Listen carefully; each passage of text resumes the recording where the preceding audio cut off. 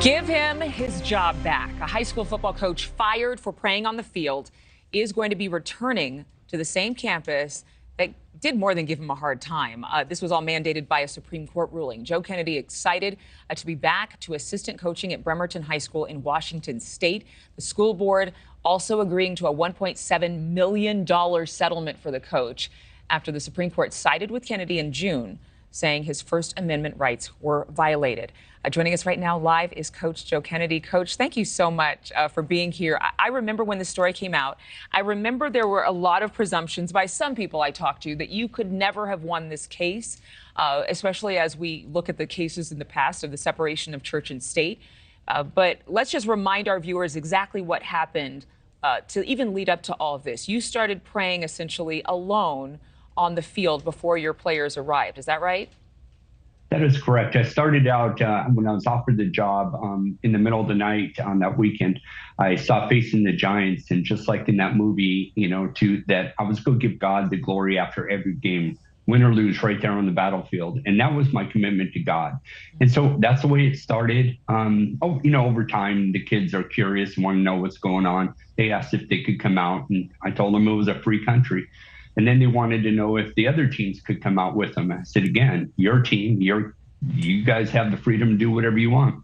And they started coming out. And then by the last year, we had just about every single school out there taking a knee out there and just giving thanks after a football game. It was pretty cool. I'm sure it was extremely powerful. No doubt you have been praying about going back to work. Is it weird? Is it going to be strange? How does it feel?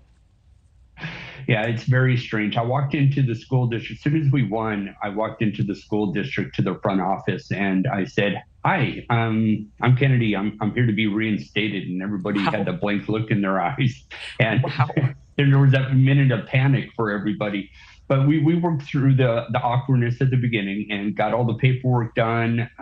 We got everything done. So the only thing we got to do is wait for the coach to tell me what the football season's going to look like. We've been in contact and emailing. I mean, it's going to be awkward, very awkward at first. But I'm going to just do whatever's best for the team. So if I'm there for a day, a week, or a season, it's all up to the football team and what's going to be best for the Bremerton Knights. I have to bring this up and kind of tie your win to some of the cultural shift that we're seeing. You've mentioned the movie, a faith-based movie, Facing the Giants, the movie Jesus Revolution, which chronicles the charismatic revival in this country in the 70s, is winning big at the box office. And then you have the series The Chosen, chronicling Jesus Christ's life and then his resurrection and death.